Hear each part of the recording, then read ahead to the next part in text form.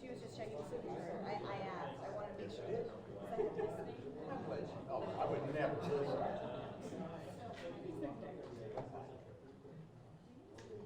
I'm good, thank you.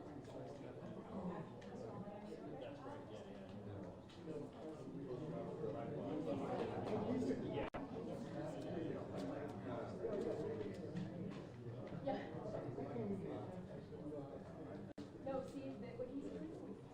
So I'll do that. But right now, I'm down here.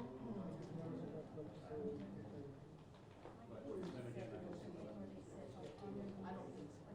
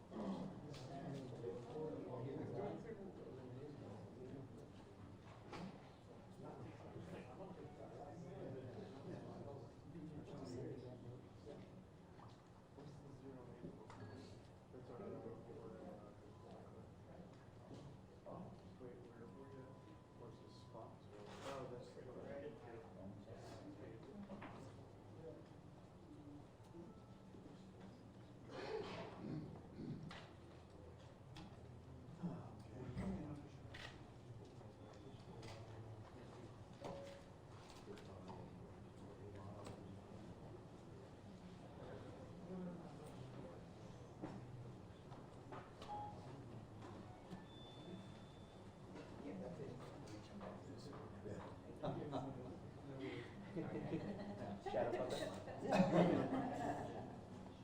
It's the sacred zone. Yeah.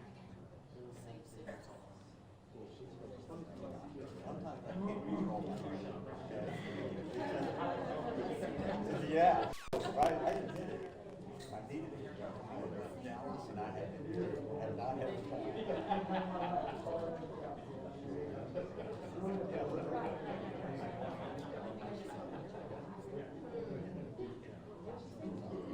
said you saw it on a wheelchair go past the building.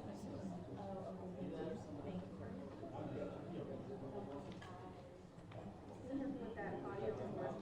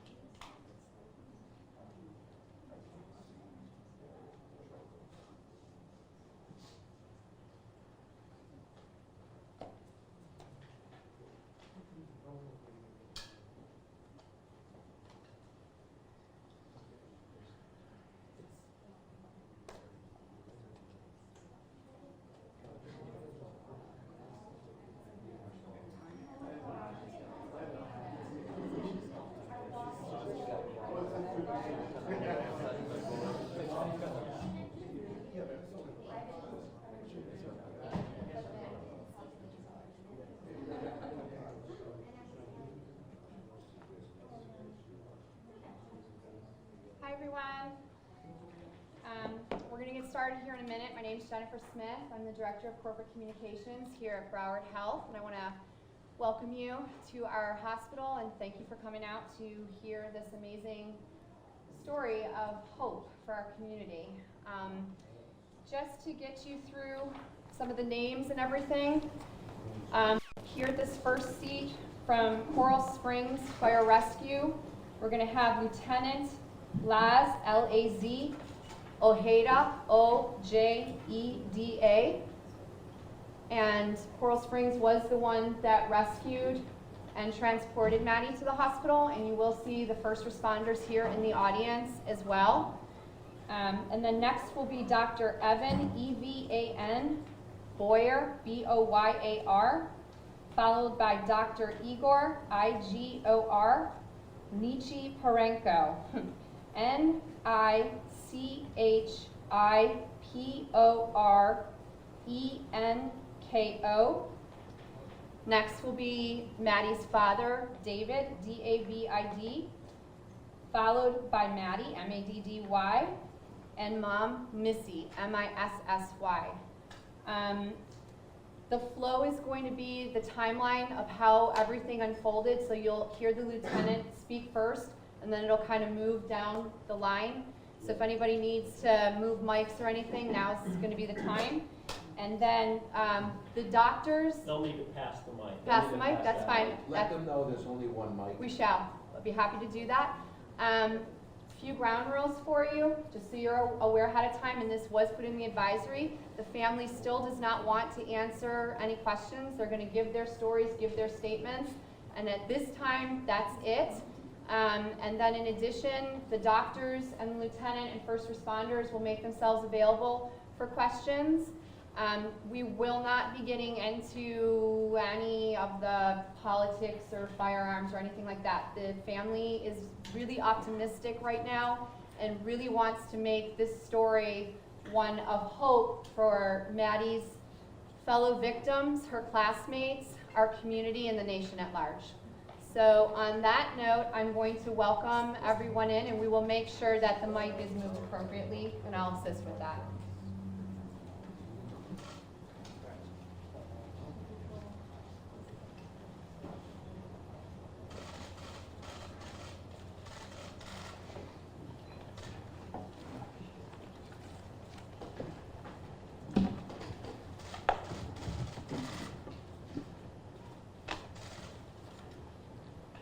Dr. Nucci, can you pass the mic down to the lieutenant, please? Thank you.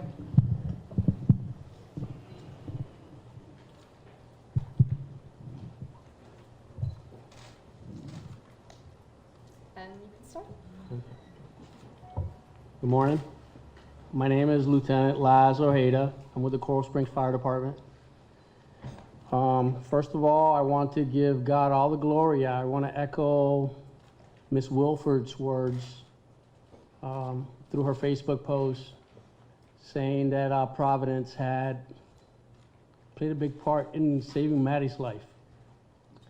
Second of all, I want to thank my department for all the training we've gotten, our fire chief. I want to thank my captain, Captain Pluchino, and you'll see that as the story goes, you'll see what a big part he had to play. I didn't do this alone. I was on a rescue with 5 other people.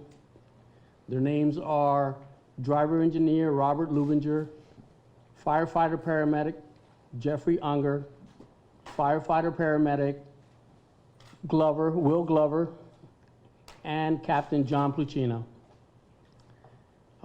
That day started like any other day.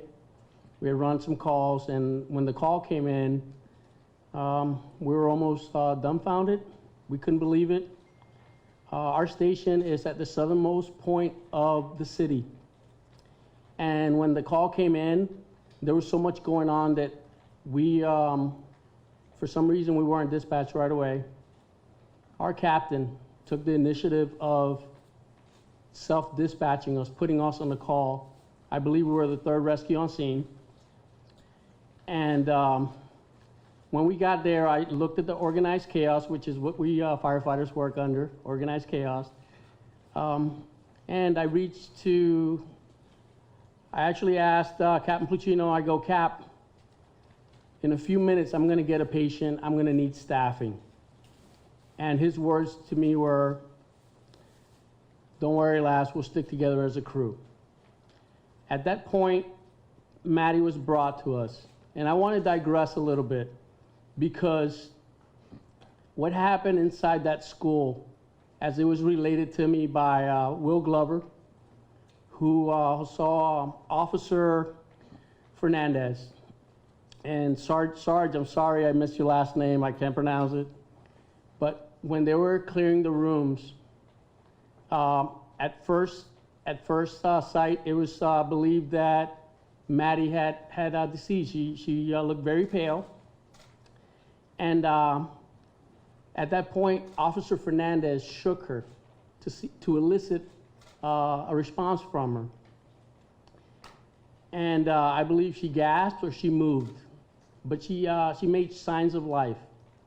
At that point, he asked a nearby BSO SWAT officer to come over, and that officer put a chest seal on Maddie. I come to find out after the fact that Maddie had a tension pneumo. And I'm not a doctor, but in my estimation, that chest seal prevented that tension pneumo from progressing and perhaps killing her sooner. I thank that officer. I thank Officer Fernandez for bringing her to her. So back to when I got Maddie on the back of the rescue. When we got Maddie on the back of the rescue, we right away went to work. The officer had put the chest seal. He had also wrapped an emergency bandage around the chest seal. And she had a pretty bad injury to her right elbow, which we dressed right away. We started working on her. She was in what we call decompensated shock. Her blood pressure was very low for us. At that time, driver engineer Lubinger started an IO on her right shoulder. We started infusing fluids. We gave her oxygen. Her oxygen saturation went from the 70s to the hundreds. I want to say something that I thought was, because I also teach EMT at high school, and I'm always stressing how the basic things are more important than some of the advanced procedures we perform. I looked at Maddie, and she didn't look 15 because we had been told to take her to Broward General. Someone said it, I didn't see who said it. It's 30 miles away from the school, 30 miles, with a patient in decompensated shock. I looked at her, I gave her a sternal rub. I go, hey, how old are you? No response. Second sternal rub. Hey, how old are you? She came around. She told me she was 17. So at that point, I looked at Will and I go, Will, we're going to North Broward. It's only 10 miles away. So the rest of the story is pretty simple. We revitalized her in the back. We reanimated her with fluids, gave her oxygen. We came over here and this place was, wow, the hospital. I've never seen so many doctors, so many staff in an ER, because when we got there, we transferred her to the gurney, and we gave a report to the nurse, and we went back to work. That's all I got for you.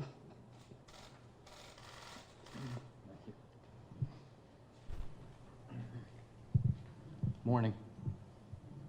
My name is Dr. Boyer. I'm the medical director for the Department of Emergency Medicine at Broward Health North. Our goal is to take this in a sequence give you guys kind of a timeline of what occurred real time. First and foremost, we're just honored and privileged to be sitting here with Maddie at this table here. So that is the best thing that we could celebrate today, for sure. The logistics of the operation from pre-hospital to hospital care, we implemented what we call a code green when we got the pre-hospital pre-alert that there was going to be potentially mass casualties. So from an operational point of view, when the pre-hospital personnel is doing their due diligence on the scene, from a hospital point of view, we're mobilizing multiple resources. And included in that is we gear up our emergency department in order to care for multiple patients simultaneously. And we got the enormous support of our entire hospital system, multiple surgeons, physicians, administrators, radiology, environmental services, registration, you name it, every single aspect. There's multiple moving parts and we all work synergistically. So then when pre-hospital personnel arrives at our facility, we could determine exactly who's going to care for patients and have it occur in a seamless process. So at that stage when Maddie was brought to us, her care was put right in the hands of Dr. Nietzsche Parenko, who I'm going to pass the microphone to, so he could discuss with you. Good morning, everybody. Dr. Nietzsche Parenko, Trauma Medical Director, Broward Health Morgue. I was also a trauma surgeon on call. And when I received code green notification, mass casualty event, I was in the emergency room with my trauma team and with the rest of the hospital personnel. The information that we usually get is very short, but very important. That time we had 3 pediatric patients coming to us with multiple gunshot wounds. One of them was Maddie. What I knew about her was multiple gunshot wounds to the chest, abdomen, and right upper extremity. She was also in hemorrhagic shock. When Maddie came in, she was pale, she was not responsive, she was in shock. Immediately, she had to go chest tube placement because her wounds on the chest were very severe with massive bleeding. Initially, the chest tube was placed, which relieved the tension pneumothorax, which actually saved her life. Massive infusion protocol, something that we start right away on patients in massive hemorrhage, was initiated. Central line catheter was placed. Blood was given. Multiple blood products were given. Fast exam was done at the bedside. It's an ultrasound that will look for any injuries in the chest and abdomen. When we found fluid in her abdomen, she was taken to the operating room within 10 minutes. What we also did is called damage control surgery. We knew that she had multiple injuries to the chest, abdomen, and arm, but we had to prioritize her treatment. So initially she went for explanatory laparotomy for damage control surgery in her abdomen, which she did extremely well. Her second surgery was damage control in the right upper extremity, bleeding and soft tissue damage. And her third surgery was thoracotomy with ORF of her ribs, which were shattered from gunshot wound. So all those 3 surgeries were done in the matter of her being completely resuscitated and ready to undergo multiple procedures. As a result, her hospital stay was less than 7 days. She did very well postoperatively, and she was discharged home last Wednesday. All I want to say that because we are trauma centered, because we see this type of injuries almost every other day, because we see gunshot wounds, we see penetrating trauma, and because of our experience treating these patients, we did outstanding job, and I'm glad that Maddie and her parents are here at this table to celebrate her successful recovery.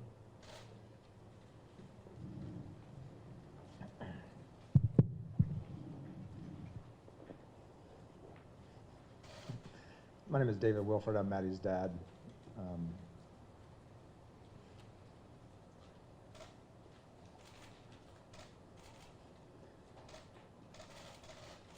I am very grateful to be sitting here next to my daughter, alive and well today. And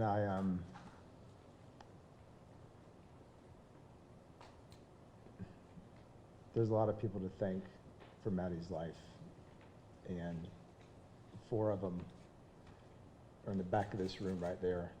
These guys from the Coral Springs Police Department and the Broward County Sheriff's Department for pulling her out of that school and saving her life.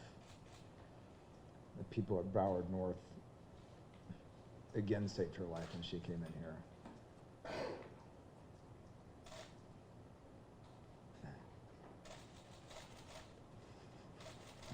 Sorry, there's a lot of emotions going on, and it's just, it's hard for me to feel anything but gratitude and thanks for the miracle that's happened with her and the way that she's been blessed, and the, you know, the outpouring from the community and all the prayers that people have given us. It's really been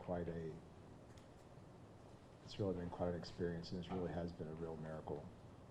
And I just have a lot of gratitude and thanks, and I have a lot of sympathy and empathy for her classmates and the other parents whose children were injured and whose children didn't make it. And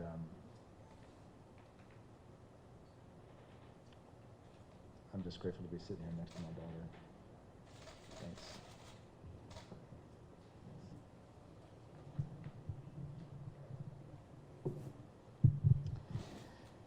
Good morning. I am Missy Cantrell Wilfred. I'm Madeline's mother. I too am very grateful to be sitting here today. I'm also John's mom and Jacob's mom and Connor's mom. We have a large family. My heart is so full with gratitude for all those that have helped Madeline, but all the other victims. I see this as, yes, it is a tragedy, but I would like to try to find a way to find the positive in what has happened here in our community. What I feel very strongly about, first and foremost, is the power of prayer.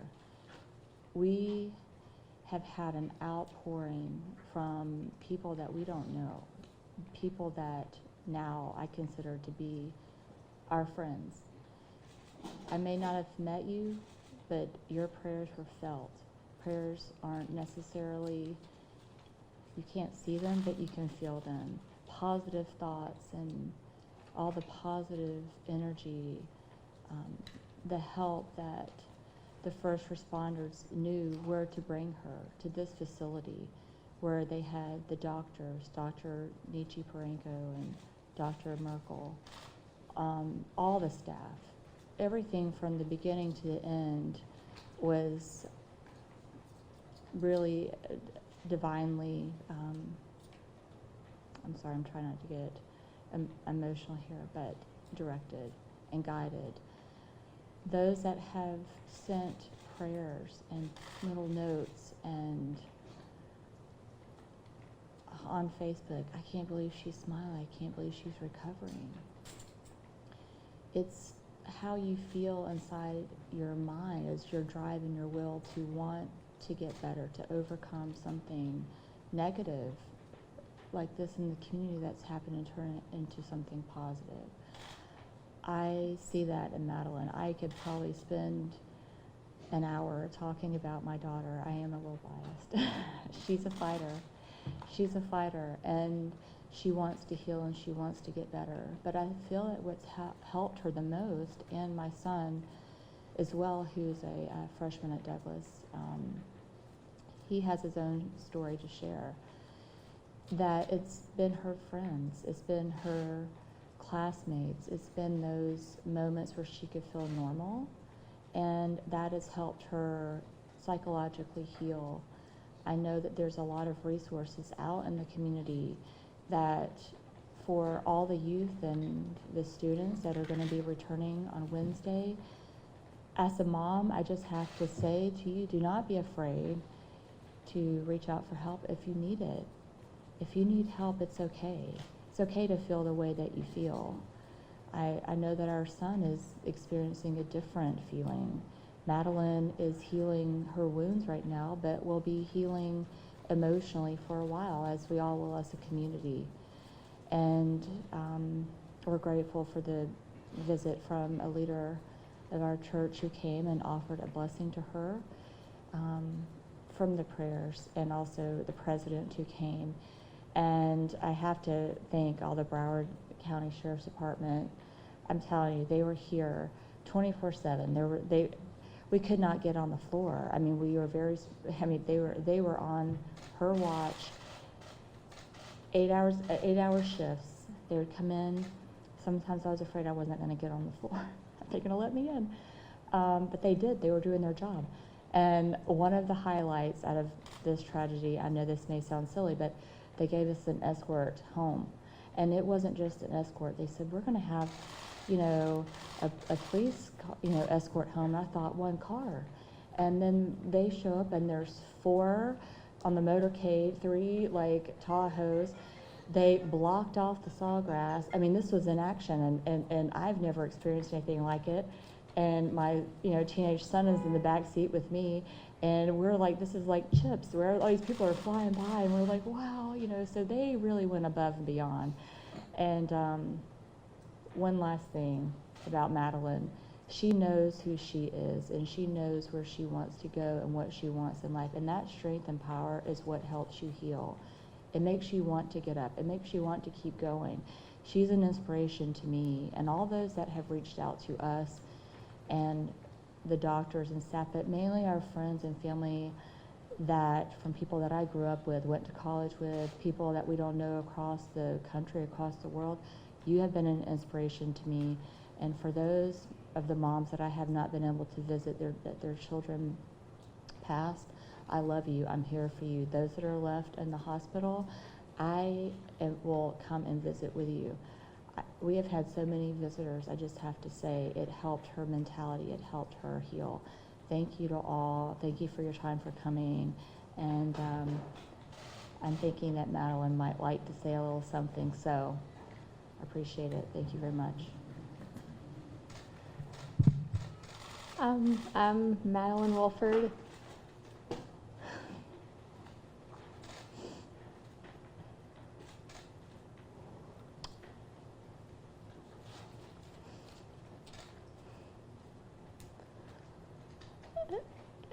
And I'd just like to say that I'm so grateful to be here, and it wouldn't be possible without those officers and first responders and these amazing doctors, and especially all the love that everyone has sent. And I was sitting on my couch today just thinking about all the letters and gifts that everyone has given, and just like all the love that's been passed around. I definitely wouldn't be here without it, and I just want to send my appreciation love out to all of you. And that, like my mom said, it's times like these when I know that we need to stick together, and I've seen a lot of positive posts about what's been going on at the school, and I just love the fact that we're sticking together at this, and I'm just glad that I'm making a full recovery and everything's been going so smoothly. So that's all I have to say.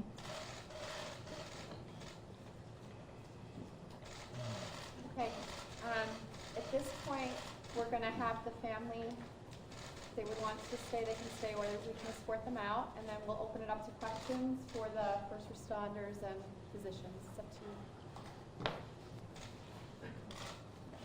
You wanna head out? Thank you. Thank you.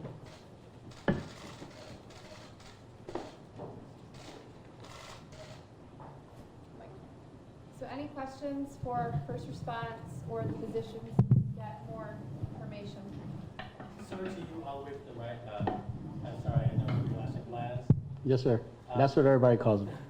If you would, I mean, this seems just so very personal to you, and it's emotional for you. Can you kind of explain what's behind all that? In reference to, Just how personal and emotional that this is for you. well, I have to say that at the time, I wasn't impacted as I am right now, or the following day I was more impacted, if that makes any sense. Just, we were all on auto mode. We were just working. And for me, for example, when I saw the way my brothers, some of my brothers and the dispatchers were affected, it affected me also. I have to say that this is also my vocation.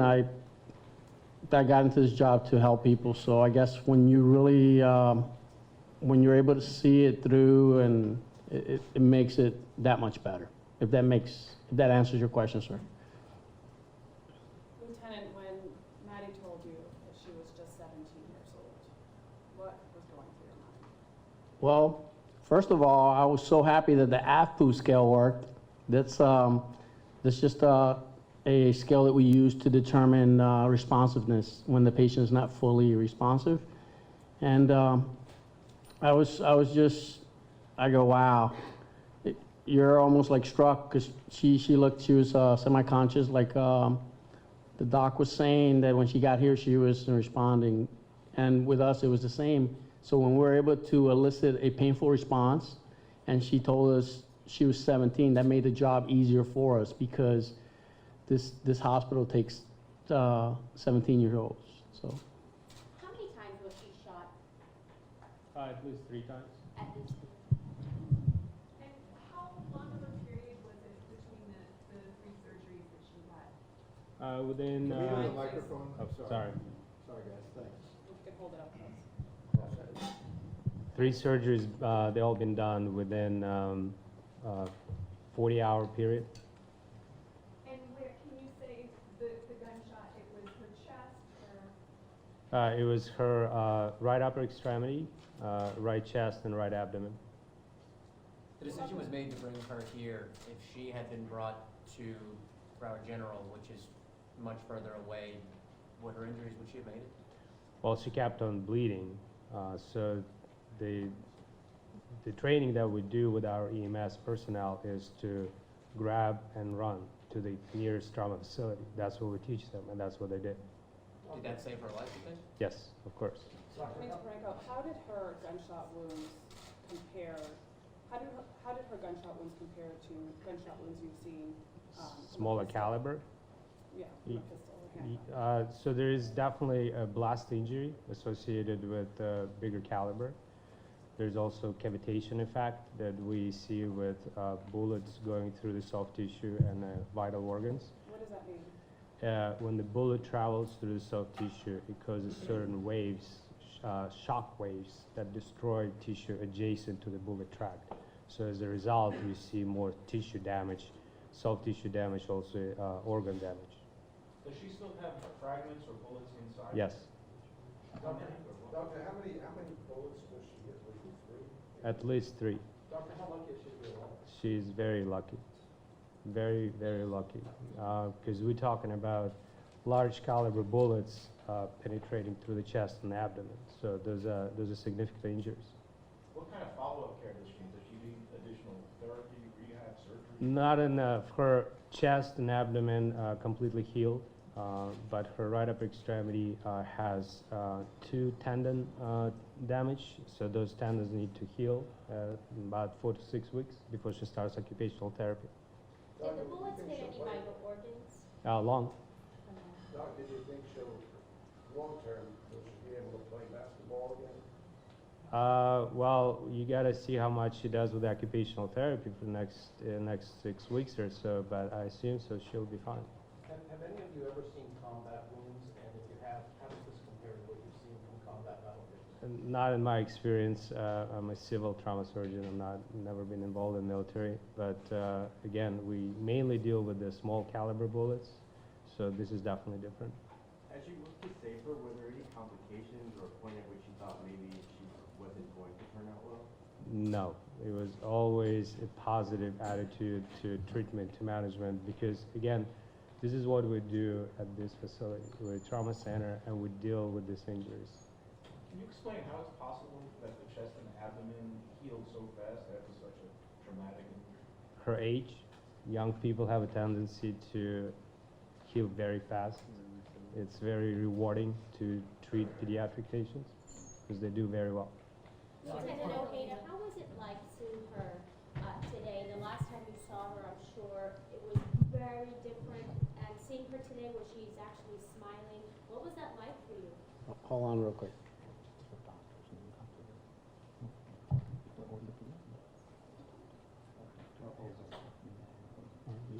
I actually saw I got a chance to see Maddie last shift.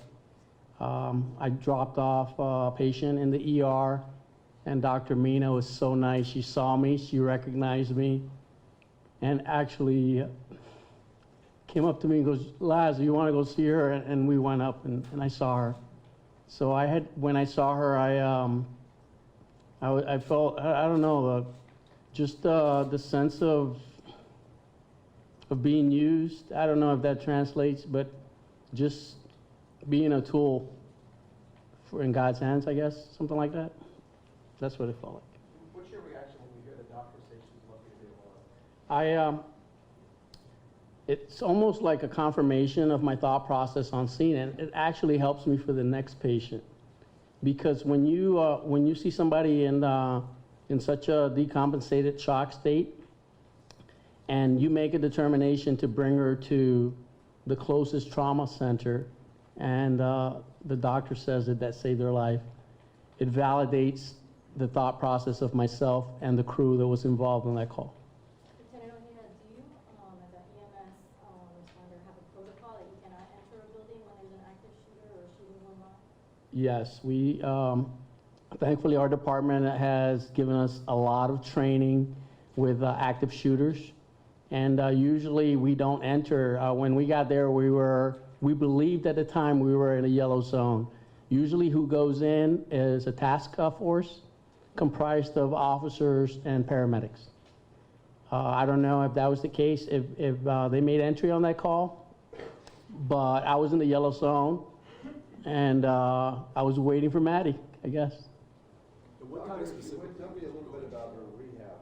What is she likely to be undergoing in her next visit? What do you think is the next few months ahead? Describe her rehab. Well, she has to do occupational therapy for her hand, because where the tendons are damaged, and that's the only thing that she's going to have to do. That's it. Her mom said something that it was divine that she was still in. Do you think there's any miracle at play or nothing? Yeah, I believe in miracles. Yes, I would say so. Dr. Boyer, what can you say about your department during all this, how it was handled overall? What would you want to say how it was handled by your doctors?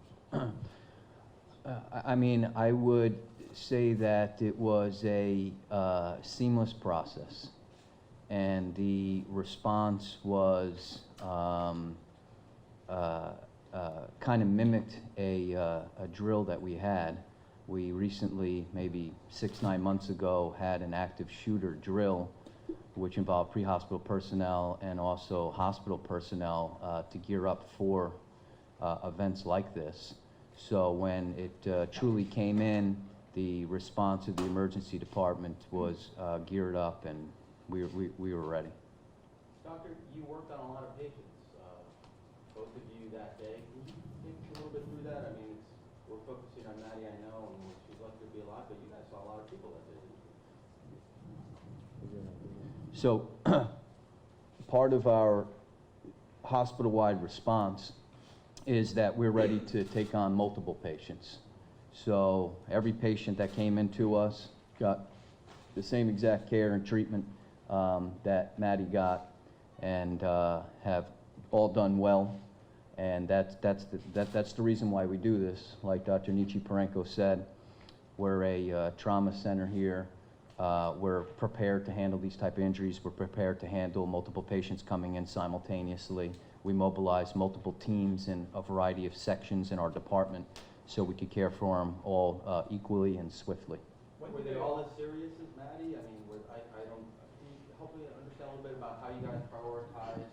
And So, as I mentioned before, when Maddie came in, we had 3 people, including her, 3 patients in a critical condition. And the assessment is based on type of injuries and on hemodynamic status. So if someone who has multiple gunshot wounds to the torso with low blood pressure, we consider them critical, and the treatment has to start immediately. So we had 3 patients, and all 3 of them were in critical condition. We had to go with 3 patients into the operating rooms within the next 30 to 45 minutes after their arrival. For the lieutenant, I just want to clarify, you had mentioned importance of trying to establish her age and bringing her here. If she had not responded, what would the course of action have been? I think we would have taken her to Broward General. So during an MCI, our rules are different, meaning that the amount of patients that exist overwhelm a rescue. So there are multiple facets, if you will. So we had a transportation officer, and he makes that determination. My response was that, and in all honesty, I was so full of adrenaline that I missed that part. So as soon as I've apologized to my chief since then. But once we made the determination that her age was, and like I'll go back to being Providence, because like Doc was saying, perhaps if we would have gone away the 30 miles, she wouldn't have made it. So something made me ask her what her age was. Something made me ask or disregard a faraway voice saying she needs to go to Broward General. And we brought her here, and everything turned out well for her and for her family. The cutoff age is 17? The cutoff age here is, No, we treat at our facility, we treat every patient is 15 and above. 15 and above. can I clarify something? Sorry. So as the doctor was saying, the cutoff age here is 15 and above. However, that day, those rules went out the window because we were working under MCI rules. Those are rules for transportation based on severity of patients. You take them to whatever hospital is closest or whatever hospital accommodates that patient, usually trauma hospitals. Like I said, my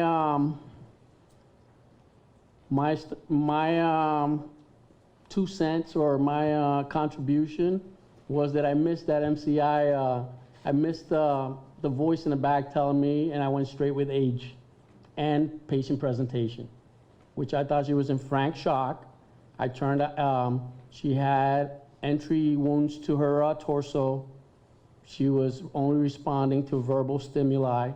So I made the determination, along with my crew, to bring her here and give her the best chance. Did she say anything else to you? Did she know how bad she was?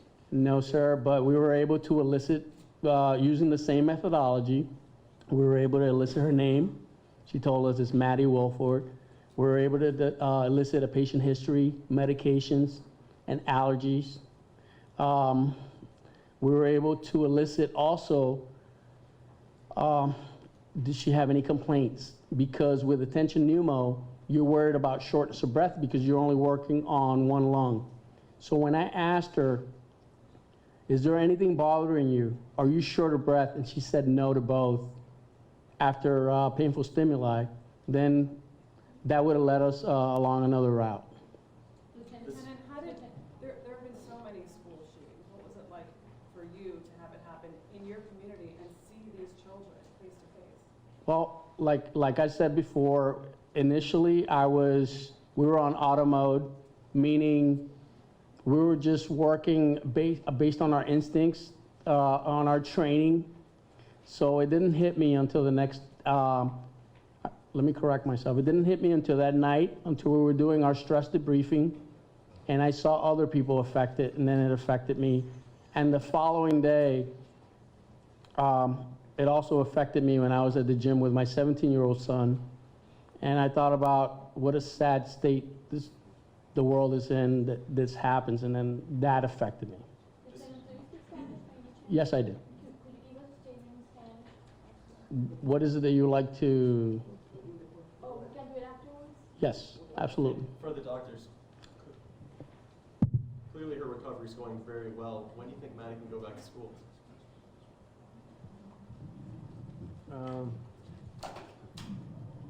There's so many of them. I think she's right-handed, if I'm not mistaken. So I'm not sure how much writing she can do, but I expect her to go back to school next week.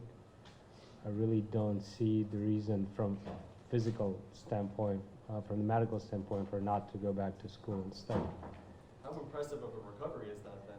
It is very impressive. It is very impressive. Considering the types of injuries, considering the amount of blood loss, considering the amount of blood products that she was given for her resuscitation, the 3 surgeries that she had to undergo, it's amazing.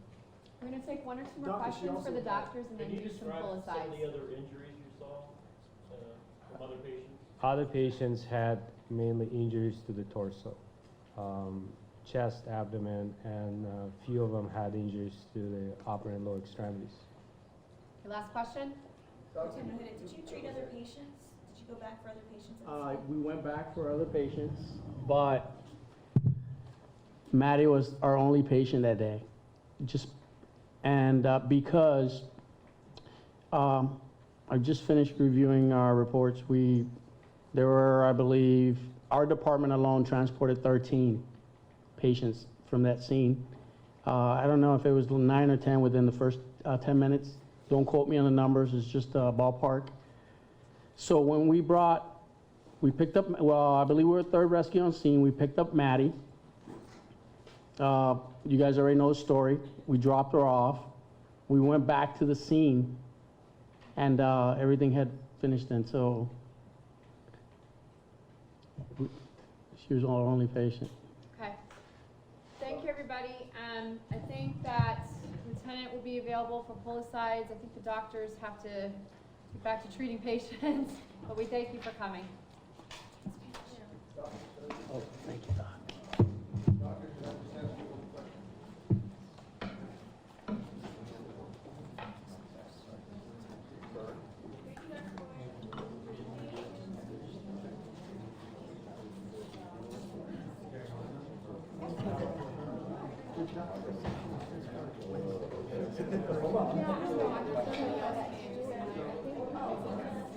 Very late at night.